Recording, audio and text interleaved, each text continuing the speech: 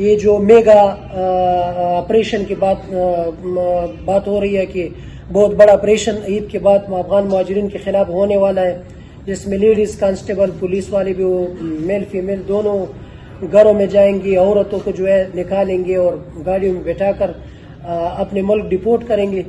تو ہم اس بات پہ ہم یہ جو ہے پریس کانفرنس کر رہے ہیں کہ ہم خود جا رہے ہیں، تو ہم زبردستی نکالنے کے لیے کیوں ہمارے گھروں کو آپریشن کا جو ہے وہ آپریشن کروا رہے ہیں؟ ہم خود جا رہے ہیں.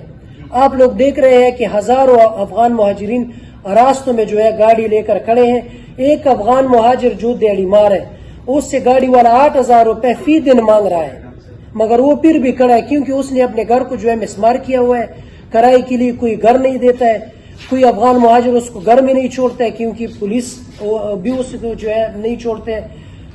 راستوں میں بیچارے کھڑے ہیں. ادھر ایک اسلام افریدی کے نام پہ یا اور بھائی ہمارے ان کے لیے جو ہے افطاری اور سحری کے بندوبست کرتے ہیں. ہم ان بھائیوں کا شکریہ ادا کرتے ہیں، مگر ان لوگوں نے گھر مسمار کیے، گیٹ بند ہے. اگر یہ لوگ بھی جو رہتے ہیں گھروں میں یا کرائے کے گھروں میں رہتے ہیں یا کیمپوں میں رہتے ہیں، اگر یہ لوگ بھی اپنے گھروں کو مسمار کر دیں تو یہ لوگ کدھر جائیں گے؟